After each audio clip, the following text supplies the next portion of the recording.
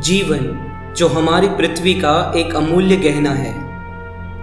जहां भी हमारी नजर जाती है, चाहे वो जल हो, धरती हो या फिर आसमान, हमें इस ग्रह के कोने कोने में जीवन देखने को मिलता है। पृथ्वी के सबसे जटिल प्राणियों में से एक हम इंसानों का आज इस ग्रह पर वर्चस्व है। जहां पृथ्वी की बाकी सभी प्रजातियां अभी भी अपना भोजन ढूंढ कर खाती हैं, वहीं हम इंसान सारी बेड़ियों को तोड़कर दूसरे ग्रह पर भी जाने का दमखम रखते हैं। वैज्ञानिक कहते हैं कि पृथ्वी पर जीवन का मूल बीज तो एक ही था। उसी मूल बीज के क्रमिक विकास के चलते जीवन अलग अलग रूप में पृथ्वी पर विकसित हुआ और इन्हीं सारे जीवन की शाखाओं में इंसान भी एक शाखा मात्र है। हम इंसान आज जैसे भी हैं, लेकिन हमें आज का इंसान बनने में लगभग 4 अरब सालों का वक्त लगा है। आज हम इंसानों का इस ग्रह पर वर्चस्व नहीं होता अगर हमारे पूर्वज प्रकृति की मार नहीं सहते और नेचुरल सिलेक्शन को नहीं अपनाते। नेचुरल सिलेक्शन प्रकृति का एक बेरहम नियम है। जो शक्तिशाली होता है वही अपनी पीढ़ी को आगे बढ़ा सकता है और कमजोर को यह प्रकृति कभी भी स्वीकार नहीं करती। आइए दोस्तों, नेचुरल सिलेक्शन को इन कछुओं के बच्चों की जिंदगी से समझने की कोशिश करते हैं।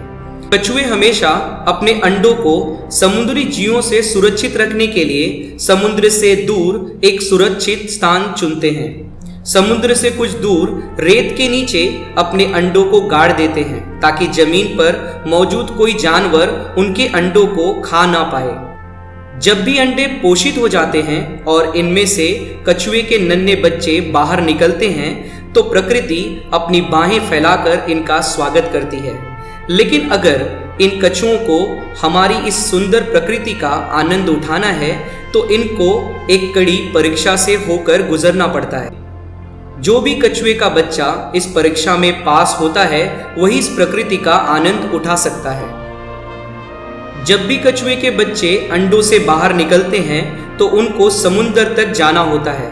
बस यही उनकी परीक्षा होती है। अब आप सोचेंगे कि ये तो बहुत आसान होता होगा, लेकिन ऐसा नहीं है।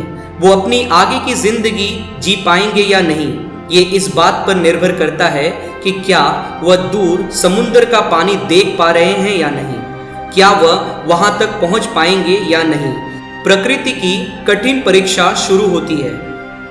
कछुओं के नन्हे बच्चे समुद्र की ओर दौड़ लगाते हैं, लेकिन दुनिया से अनजान इन बच्चों को कहां पता होता है आसमान में उड़ते पंछी न जाने कब से इन नन्हे बच्चों को अपना भोजन बनाने की ताक में थे और वो पक्षी इन कछुओं के बच्चों पर हमला कर देते हैं और इन नन्हे बच्चों को अपनी मंजिल तक पहुंचने के लिए तेज दौड़ना होता है। अगर वह आज तेज नहीं दौड़ेंगे तो फिर कभी भी वह इस प्रकृति का आनंद नहीं उठा पाएंगे। जो मजबूत होता है वह अपनी मंजिल पर पहुंच जाते हैं और जो कमजोर होते हैं उनका प्रकृति परित्याग कर देती है।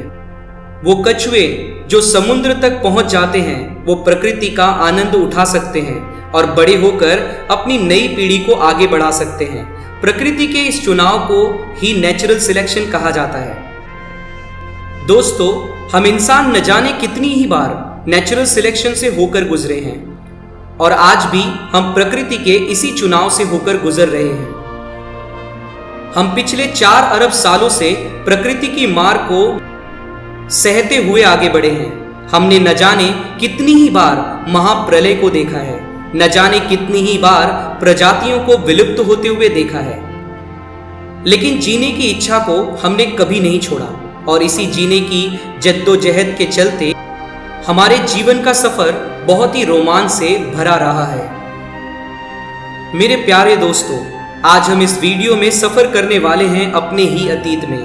हम जानेंगे कि कैसे सिंगल सेल से आज जटिल लाइफ बनी, कैसे हमने प्रकृति के नेचुरल सिलेक्शन को अपनाया, वह कौन सी घटनाएं थी जिनके घटने से आज हमारा यह जीवन यहाँ तक पहुँच पाया है और एवोल्यूशन यानी कि क्रमिक विकास ने कैसे हमें आज का इंसान बनाया है। नमस्कार दोस्तों, आपका बहुत बहुत स्वागत है मेरी इस वीडियो में। दोस्तों, सफर काफी लंबा है। इससे पहले कि हम अपने अतीत की गहराइयों में गोते लगाएं, मेरी आपसे एक रिक्वेस्ट है, प्लीज चैनल को सब्सक्राइब कर लें और बेल आइकन को भी प्रेस कर दें। अब से 4 अरब साल पहले हमारे पृथ्वी का माहौल नर्क के समान था। हर तरफ धधकता हुआ लावा फैला हुआ था। गैस और धूल के बादलों ने पूरी पृथ्वी को चारों ओर से ढक रखा था। पृथ्वी की ऐसी परिस्थिति को देखकर इस बात का अनुमान लगाना मुश्किल था कि कभी इस पर करोड़ों सालों के बाद करोड़ों प्रजातियां फलने और फूलने वाली हैं। वैज्ञानिक मानते हैं कि पृथ्वी के ऐसे माहौल में पहली बार जीवन के बीज का जन्म हुआ। अब असल में जीवन का वह पहला बीज पृथ्वी पर कहां से आया, इसका कोई सटीक जवाब नहीं है। वैज्ञानिक जीवन के पहले बीज के बारे में अलग अलग थियरीज देते हैं। कुछ वैज्ञानिक ऐसा मानते हैं कि जीवन का पहला बीज किसी उल्का के साथ अंतरिक्ष से होकर पृथ्वी पर आया होगा, तो कुछ मानते हैं कि जीवन का पहला बीज पृथ्वी पर पानी में कुछ रसायनों के मिलने से खुद से ही पैदा हो गया होगा। इनमें से कौन सी थियरी सही है, ये तो अब पता लगा पाना बहुत मुश्किल है, लेकिन मेरे, आपके और पृथ्वी पर मौजूद सभी प्रजातियों के जीवन का सफर अब से 4 अरब साल पहले पृथ्वी के नर्क जैसे माहौल में पानी के अंदर सिर्फ एक कोशिका के रूप में शुरू हो गया था। यह जो सेल आप देख रहे हो, यह हमारा पूर्वज है और इस पृथ्वी पर जीवन का सबसे पहला बीज। 4 अरब साल पहले इस सेल ने नींव रखी आज का इंसान बनने की। सिर्फ एक कोशिका के रूप में, यानी सिंगल सेल के रूप में शुरू हुआ करोड़ों सालों का सफर। इस सेल के अंदर डीएनए के रूप में कुछ कोड्स और इंफॉर्मेशन छुपी हुई है। इस सेल में मौजूद जीन्स इंफॉर्मेशन को बाहर भेज सकते हैं। तकरीबन 50 करोड़ साल तक पृथ्वी पर जीवन सिंगल सेल के रूप में ही बना रहा। 50 करोड़ सालों के बाद जीवन ने एक नया मोड़ लिया। अब से करीब 3.5 अरब साल पहले सिंगल सेल ने खुद की ही कॉपी बनाना शुरू कर दिया और खुद का ही क्लोन तैयार करना शुरू कर दिया। यह एक अद्भुत घटना थी, क्योंकि एक सेल का खुद का क्लोन बनाने से जीवन का एक नए रूप में फिर से नया जन्म हो सकता था और पुराने सेल एक नई पीढ़ी को जन्म दे सकते थे। अगर यह सेल खुद का क्लोन नहीं बना पाते तो पृथ्वी पर जीवन तभी खत्म हो गया होता जब जीवन के पहले बीज ने जन्म लिया था और हम इंसान और ऐसे लाखों जीव इस पृथ्वी पर कभी नहीं जन्मे होते। 2 बिलियन सालों तक ऐसा ही चलता रहा। पुराने सेल खुद की नई कॉपी बना रहे थे और वह इंफॉर्मेशन को एक जनरेशन से दूसरी जनरेशन तक ट्रांसफर कर रहे थे।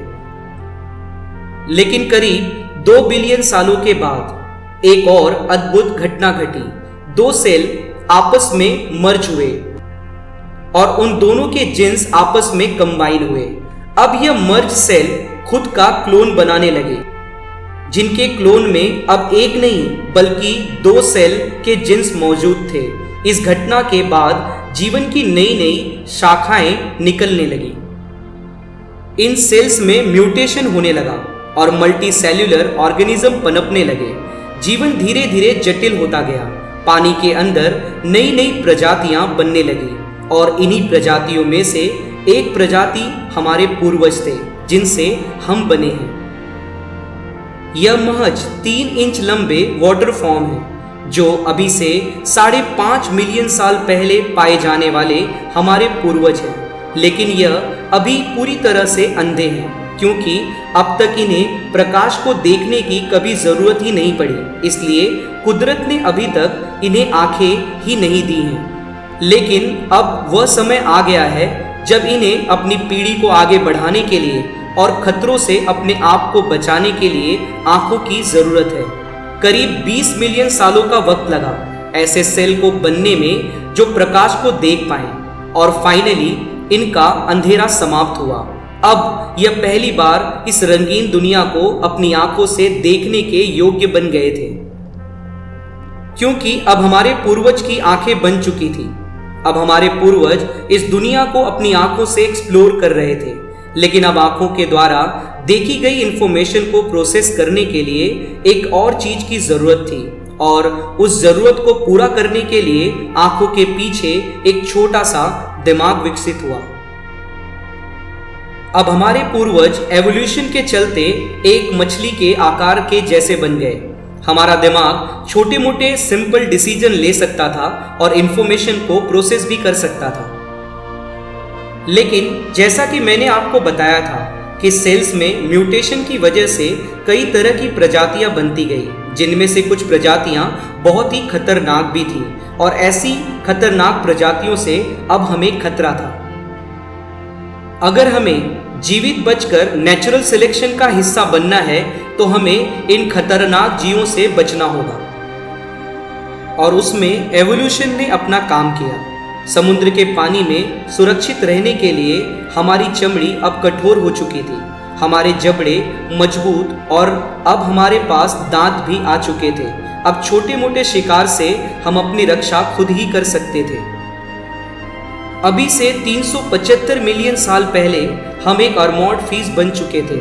हमारी लंबाई तकरीबन 1 फुट थी और हमारा भोजन छोटी छोटी मछलियां थी। लेकिन अभी भी समुद्र पर हमसे बड़े और खतरनाक जीवों का राज था। अब हमारे पास सिर्फ 2 ही रास्ते थे, या तो इन समुद्री जीवों का भोजन बन जाएं और अपने सफर को यहीं समाप्त कर दें, या फिर जीने के लिए कोई और रास्ता चुने। और हमने चुना उथला पानी। उथले पानी में समुद्र के खतरनाक जीव नहीं आ सकते थे। लेकिन यहां पर भी एक समस्या थी, यहां पर ऑक्सीजन की कमी थी। अपने आप को बचाने के लिए अभी से करीब 375 मिलियन साल पहले हमने कुछ ऐसा किया जिसको इससे पहले किसी भी मछली ने नहीं किया था। हमने पहली बार अपना मुंह पानी से बाहर निकाला और पहली बार हवा को अपनी सांसों में खींचा। अब जो हवा हम खींच रहे थे उसके लिए हमारे शरीर में फेफड़ों का विकास हुआ। अब हम एक थिएस्टेका बन चुके थे। अब हम हवा और पानी दोनों में श्वास ले सकते थे। हमारे पास लंग्स और गिल्स दोनों ही थे। आज के समय में हमारे गिल्स पूरी तरह से खत्म हो चुके हैं, क्योंकि अब हमें गिल्स की कोई जरूरत नहीं पड़ती और हम केवल लंग्स के सहारे ही जिंदा रह सकते हैं। लेकिन अभी भी गिल्स की मैकेनिज्म हमारी बॉडी में बनी हुई है, जिससे कभी कभी हमें हिचकियां आती हैं। अभी से 365 मिलियन साल पहले हमने अपने सिर को पानी से बाहर निकाला और एक नई दुनिया को एक्सप्लोर करने चले। हमारे सामने पानी से बाहर जमीन पर एक खूबसूरत दुनिया का नजारा था, और पहली बार हम पानी से निकलकर जमीन पर आए, जहां एक नई दुनिया हमारा इंतजार कर रही थी। यह वो अद्भुत पल था जब हमने नए जीवन की खोज में पानी को छोड़कर जमीन को चुना था। यहां हमारे लिए खाना था और श्वास लेने के लिए हवा भी थी। लेकिन यहां पर सूर्य की रोशनी तेज थी, उसको सहने के लिए हमारी चमड़ी मोटी होती गई। अब हमने जमीन पर जीना सीख लिया था। हमारे पूर्वज अपने वंश को आगे बढ़ाने के लिए अंडों को जन्म देते और कुछ दिनों बाद उसमें से नवजात बच्चे निकलते और धरती की यह नई दुनिया उनका स्वागत करती। जब वह इस नई दुनिया को एक्सप्लोर करते तो इंफॉर्मेशन को प्रोसेस करने के लिए उनका दिमाग और विकसित होता गया, हमारी बुद्धि का विकास होता गया, और यह जरूरी भी था क्योंकि भविष्य में इसी बुद्धि के बल पर हम अपने आप को सरवाइव करने वाले थे। लेकिन पृथ्वी के इस जमीन पर हम अकेले नहीं थे। यहाँ भी हमारे कॉम्पिटिटर्स मौजूद थे, जिनसे हमें अपने भोजन के लिए लड़ाई करनी पड़ती थी। इस कंपटीशन को बीट करने के लिए हमारी बॉडी में फिर से म्यूटेशन के चलते बदलाव हुए और हमारे जबड़े की मसल्स मजबूत होती गई, जिससे हम बहुत अधिक तेजी से ज़्यादा खाना खा सकते थे। अब हम अपने कॉम्पिटिटर्स के मुकाबले काफ़ी मजबूत बन चुके थे और अपने कॉम्पिटिटर्स का शिकार करने में भी सक्षम हो चुके थे। लेकिन सब कुछ हमेशा एक जैसा नहीं चलता, परिस्थितियां हमेशा बदलती रहती हैं। ऐसा ही अभी से 250 मिलियन साल पहले हुआ। साइबेरिया में पिघले हुए चट्टानों के टुकड़े पृथ्वी के क्रस्ट से बाहर निकलने लगे। इसकी वजह से हानिकारक कार्बन डाइऑक्साइड गैस ने सूरज की हीट को पृथ्वी की एटमॉस्फेयर में ट्रैप करना शुरू कर दिया, जिसकी वजह से पृथ्वी का तापमान बहुत ज्यादा बढ़ गया। पृथ्वी के ऐसे माहौल में वेजिटेशन खत्म होने लगा, प्लांट को खाने वाली प्रजातियां खत्म होने लगी, जिनसे मीट को खाने वाली प्रजातियां भी खत्म होने लगी और देखते ही देखते पृथ्वी की 95% प्रजातियां खत्म हो गई। बची हुई 5% प्रजातियों में हम थे और अन्य प्रजातियों के जीव जो एक दिन डायनासोर बनने वाले थे। धीरे धीरे प्रकृति की मार खत्म हुई और पृथ्वी का माहौल फिर से खुशहाल हो गया। जब ज्वालामुखी के विस्फोट की वजह से पृथ्वी पर मास एक्सट्रैक्शन हुआ, तब हम एक बड़ी छिपकली की तरह दिखते थे। करीब 30 मिलियन साल बाद अब हम एक बड़ी बिल्ली के आकार जैसे दिखाई देने लगे थे। अब हम अपने शरीर को घसीट कर नहीं चलते, बल्कि अपने पैरों के सहारे आगे बढ़ने लगे थे, जो कि अभी से 220 मिलियन साल पहले इवॉल्व हुए। यह प्रजाति अब तक के भीषण प्राकृतिक आपदा को सहन करके सरवाइव कर पाई है। लेकिन धरती पर हम एक लौते नहीं हैं जिसने यह आपदा सहन की। कोई और भी है जिसका विकास ऐसे हुआ कि उसकी अब इस धरती पर हुकूमत चलती है, और ये थे डायनासोर। अब इनका ही जमाना है। अब हमारे सामने अपने आप को बचा कर रखना बहुत बड़ा चैलेंज था। ये डायनासोर छोटे छोटे रेप्टाइल से इवॉल्व होकर मास एक्सट्रैक्शन को सहते हुए यहाँ तक पहुँचे हैं। डायनासोरों का विकास हमारी तुलना में बहुत तेजी से हुआ था, इसलिए आज यह बहुत ही विशाल बन चुके हैं। इनकी भूख से बचने के लिए अब हमें नेचुरल सिलेक्शन को अपनाना होगा। हमें ऐसा बनना होगा कि हम इनकी नजरों से छुप सकें, और करोड़ों सालों तक छुपम छुपाई का खेल खेलते हुए अभी से 66 मिलियन साल पहले नेचुरल सिलेक्शन के चलते हमारा साइज छोटा हो गया और हम एक छछूंदर की तरह दिखने लगे। हम जमीन के अंदर बिल बनाकर अपने आप को छुपाने लगे। अब हमें डायनासोरों के द्वारा देख पाना आसान नहीं था। हमारे शरीर पर घने बाल थे। जब भी हमें सर्दी लगती है तो हमारे बाल खड़े हो जाते हैं, जिससे हवा हमारे बालों में कैद हो जाती है, जो इंसुलेशन का काम करती है और हमें ठंड से बचाती है। दोस्तों, आपने यह तो देखा ही होगा कि सर्दियों में आज भी हमारे रोंगटे खड़े हो जाते हैं। हालांकि अब हमें इनकी कोई ज़रूरत नहीं पड़ती, क्योंकि अब हम अपने अनुकूल वातावरण बना सकते हैं और आर्टिफिशियल चीज़ों की मदद से वातावरण के अनुकूल अपने आप को ढाल भी सकते हैं। अभी भी डायनासोरों का खतरा हमेशा ही बना रहता था, जिसकी वजह से हमें हमेशा चौकन्ना रहना होता था। इससे पहले कि डायनासोर हमें देखे, उसके पहले ही हमें उनका आभास होना चाहिए था। हमने एक बार फिर से नेचुरल सिलेक्शन को अपनाया और हमारी इंद्रियां और ज़्यादा शार्प हो गई। हमारे देखने, सुनने और डायनासोरों को सूंघने की क्षमता बढ़ गई। और इससे पहले कि डायनासोर हमें देखते, हम सतर्क हो जाते थे। अब हमारा दिमाग और जटिल होता जा रहा था, क्योंकि हमें सिचुएशन के हिसाब से तुरंत फैसले लेने की ज़रूरत थी। अब इंसानियत का भविष्य इस छोटी सी प्रजाति पर निर्भर था।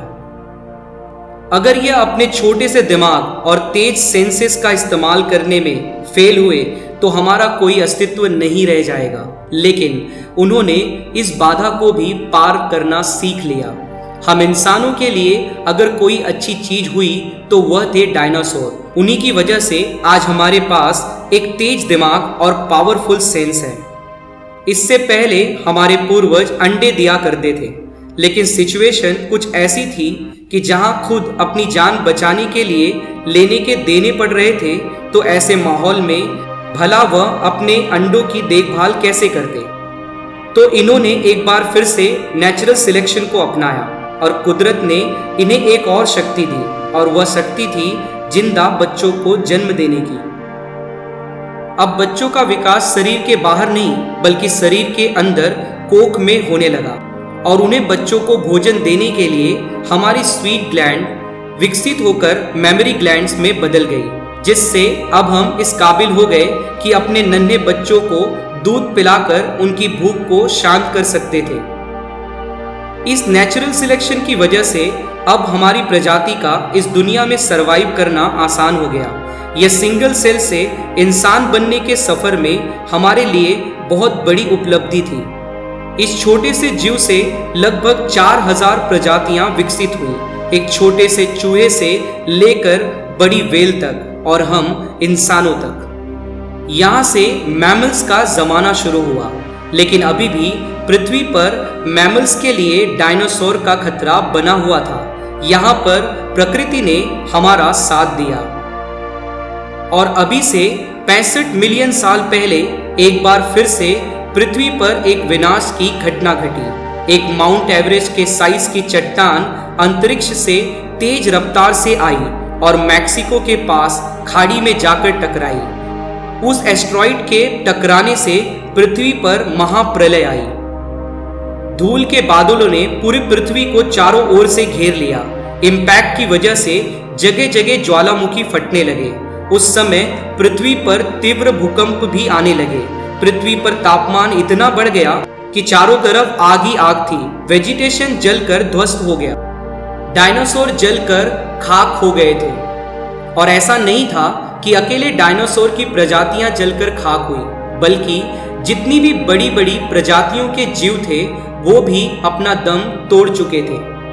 यह प्रलय इतना भयानक था कि हमारे पास अब सरवाइव करने का सिर्फ एक ही चारा था। हम धरती के अंदर बिल बनाएं और उसमें छुपकर अपने आप को बचाएं। सौभाग्य से हम इस काम में काफी माहिर हो चुके थे और हमने ऐसा ही किया। पृथ्वी पर जितनी भी भारी भरकम जानवर थे वह अब विलुप्त हो चुके थे। केवल छोटे छोटे जीव इस आपदा से सरवाइव कर पाए और सौभाग्य से हम उनमें से एक थे। इस महाप्रलय ने फिर से पृथ्वी की 95% से ज्यादा प्रजातियों को विलुप्त कर दिया। धूल, राख और धुएं के बादलों ने सूर्य की लाइट को ब्लॉक कर दिया। पेड़ पौधे खत्म हो गए थे। मैक्सिको की खाड़ी में शुरू हुई एक लोकल डिजास्टर कुछ ही पलों में एक महाप्रलय का रूप ले चुकी थी। लेकिन प्रकृति का एक नियम है, नवनिर्माण। कोई भी नवनिर्माण हो उससे पहले पुराने निर्माण को खत्म होना ही होता है। इस महाप्रलय ने बड़े बड़े जानवरों को खत्म कर एक नई प्रजाति को इवॉल्व होने का मौका दिया और वह नई प्रजाति थी मैमल्स की। इस प्रलय में हमारी ही तरह बहुत से छोटे छोटे जीव भी सरवाइव कर गए, जैसे कि कॉकरोच, और ये अच्छा भी हुआ, वरना हमारा अस्तित्व खत्म हो जाता, क्योंकि यही वो जीव थे जो हमारे भोजन बने। इन्हीं को खाकर हमारे पूर्वजों ने अपनी भूख को शांत किया, अपने आप को जिंदा रखा। अब पृथ्वी पर मैमल्स डोमिनेट कर रहे थे। उस समय हमारा साइज केवल 6 इंच का ही था। धीरे धीरे पृथ्वी की परिस्थितियां फिर से बदली। महाप्रलय को बीते अब 5 मिलियन साल बीत चुके थे। वनस्पति जीवन में एक बार फिर से पृथ्वी को हरा भरा कर दिया। पेड़ों पर फल लगने लगे, जिनमें वह सारे पोषक तत्व मौजूद थे जो हमें चाहिए थे।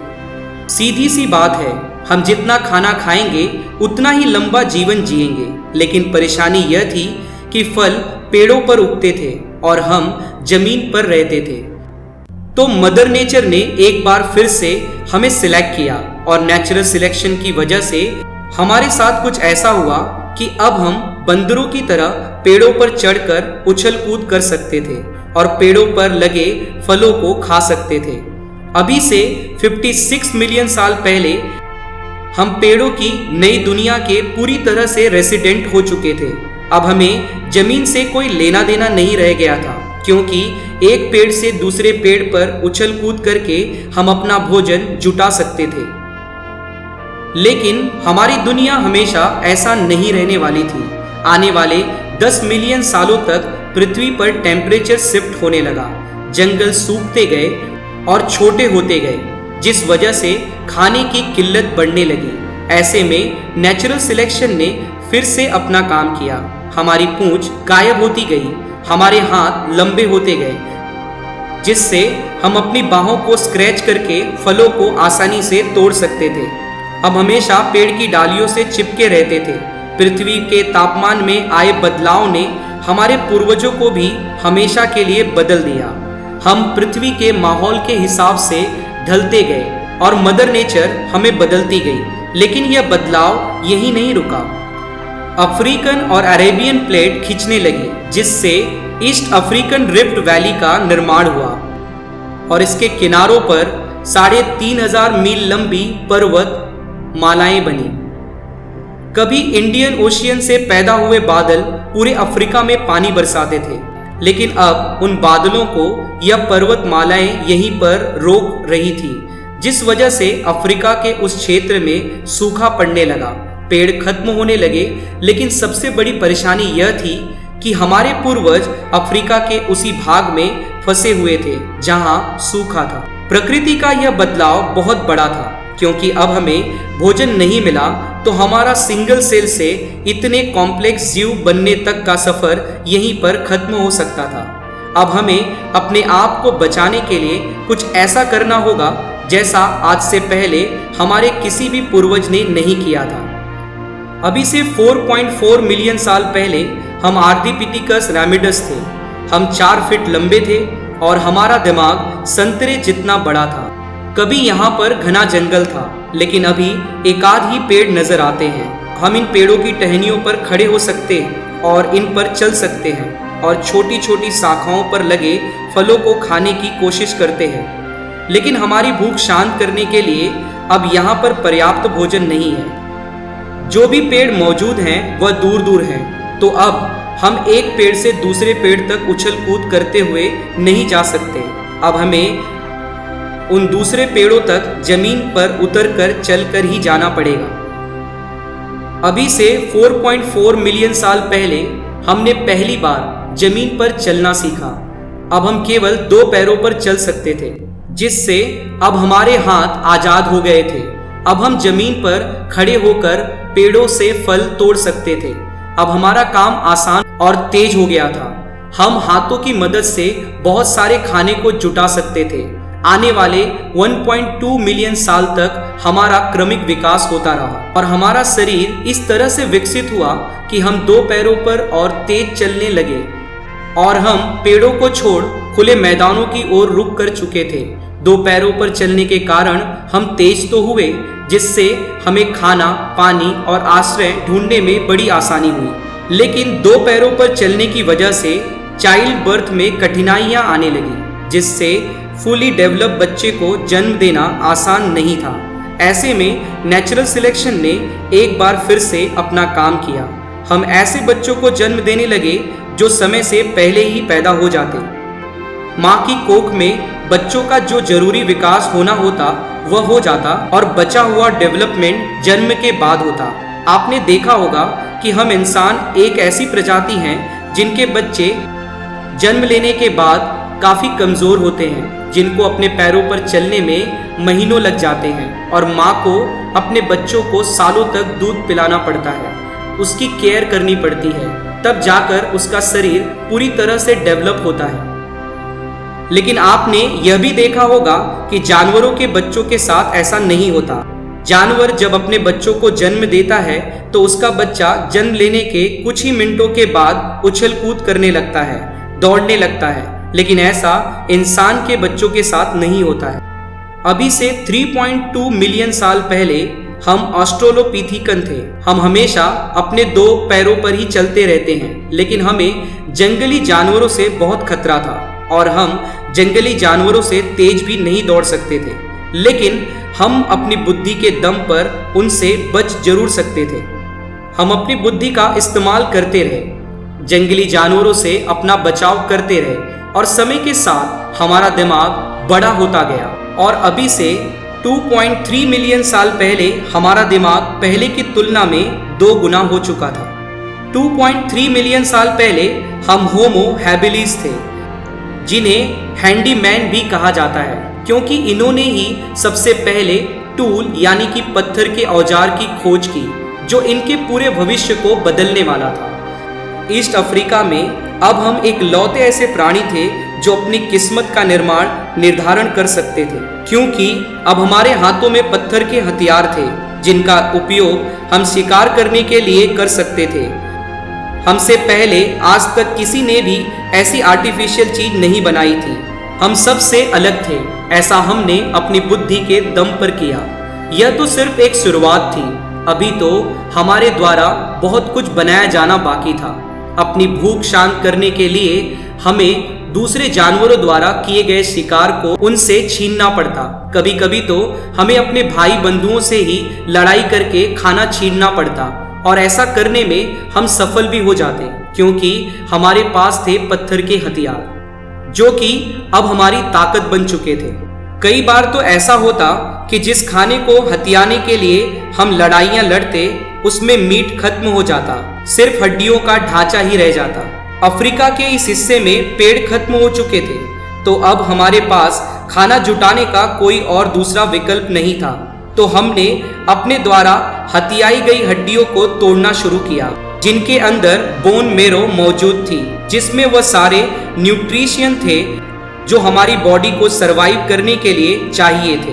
हमारा लक अच्छा होता तो हमें ताज़ा मीट मिल जाता, नहीं तो सिर्फ बोन मेरो खाकर के ही काम चलाना पड़ता। मजबूत हड्डियों के अंदर लॉक बोन मेरो को बाहर निकालने के लिए अब हमारे हाथों में एक शानदार टूल था। समय के साथ साथ हम पत्थर के औजारों को जितना इस्तेमाल करते, उतना ही हम उनको अच्छी तरह से पकड़ने में सक्षम होते गए। हमारे हाथों के अंगूठे बड़े होते गए, जिस वजह से उसको होल्ड करना आसान हो गया। आज भी हमारे दैनिक जीवन में अंगूठे का बहुत उपयोग है।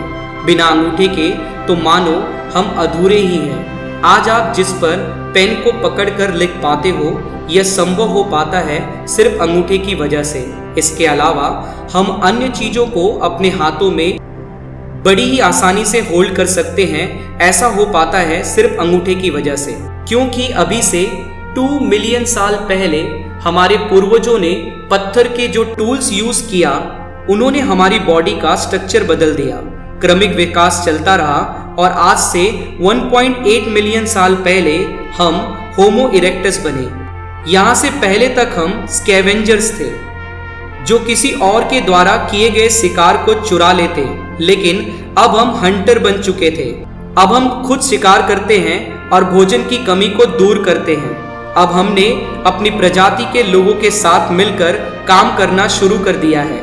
हम साथ मिलकर शिकार करते हैं और साथ में खाते हैं। अब हम बहुत तेज दौड़ सकते हैं, इतना तेज कि अपने शिकार को ही धराशायी कर सके। एक दिन एक चमत्कार हुआ। आसमान से बिजली गिरी और आग लग गई, जो हमें गर्माहट दे रही थी और हमें ठंड से बचा भी रही थी। उस आग में कुछ जंगली जानवर भी मारे गए।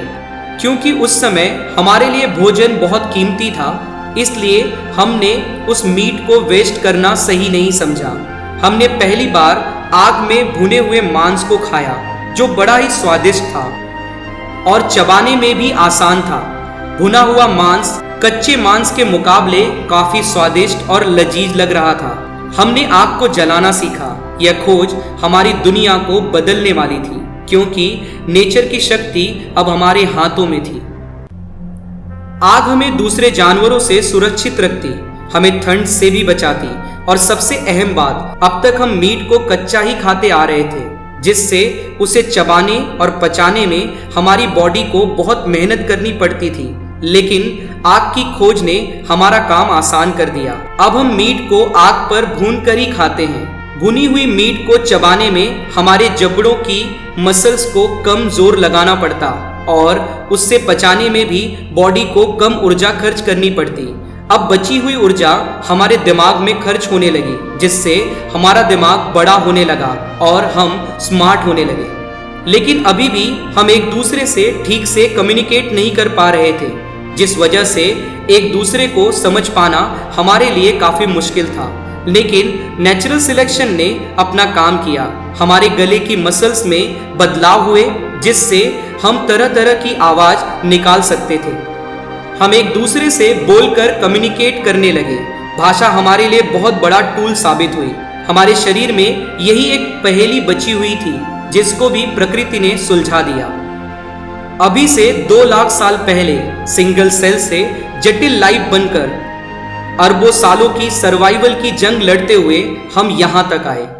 हम होमो सैपियंस हैं, इस धरती के बुद्धिमान जीव, जिनका दिमाग धीरे धीरे करके बहुत बड़ा हो चुका है। हम टूल्स का इस्तेमाल करते हैं, हम भाषा का इस्तेमाल करते हैं, हमने खेती करना सीखा, हमने पशुओं को पालना सीखा, हमने ग्रुप में रहकर गांव और शहरों का निर्माण किया, हमने पहिए की खोज की, हमने रेल बनाई, हवाई जहाज और रॉकेट बनाए। कभी भोजन की तलाश में हमने पेड़ों को छोड़कर जमीन पर पहला कदम रखा था, लेकिन आज हम ज्ञान की भूख में चंद्रमा पर अपना पहला कदम रख चुके हैं। हमने संस्कृतियां बनाई, हम पृथ्वी के कोने कोने में फैल गए, हमने ज्ञान और विज्ञान को समझा। कभी हमें भोजन की भूख हुआ करती थी, लेकिन आज हमें ज्ञान और कुछ नया सीखने की भूख है। हमारी जर्नी शुरू हुई थी एक सिंगल सेल से, लेकिन आज हम बेहद जटिल और बुद्धिमान इंसान बन चुके हैं। सिंगल सेल से इवॉल्व होते हुए आज का बुद्धिमान इंसान बनने तक के सफर में हमने न जाने कितनी ही बार प्रकृति की मार को झेला, भीषण आपदाओं को झेला, लेकिन हमने जीने के लिए लड़ना कभी नहीं छोड़ा। हम सीखते गए और प्रकृति के बदलते हुए माहौल के साथ ढलते गए। आज जीवन के सफर में बहुत आगे निकल आए हैं, लेकिन आज भी हम सीखते ही जा रहे हैं और अपनी आने वाली पीढ़ियों के साथ अपना अनुभव और ज्ञान शेयर करते जा रहे हैं। हमारे क्रमिक विकास का सफर यहीं खत्म नहीं होता। अभी तो हमें बहुत आगे जाना है, नई नई मुश्किलों का सामना करना है और अपनी सभ्यता को ब्रह्मांड के हर कोने में फैलाना है। तो दोस्तों, यह था सिंगल सेल से इंसान बनने तक का सफर। वीडियो को एंड तक देखने के लिए बहुत बहुत धन्यवाद। आई होप दोस्तों आपको ये वीडियो पसंद आया होगा। आपसे एक रिक्वेस्ट है कि प्लीज चैनल को सब्सक्राइब कर लें, वीडियो को लाइक कर दें और अपने दोस्तों और अपने परिवार में भी शेयर करें। मिलते हैं इसी तरीके के नए वीडियो में। तब तक के लिए आप लोग अपना और अपने परिवार का ख्याल रखें। Thank you so much.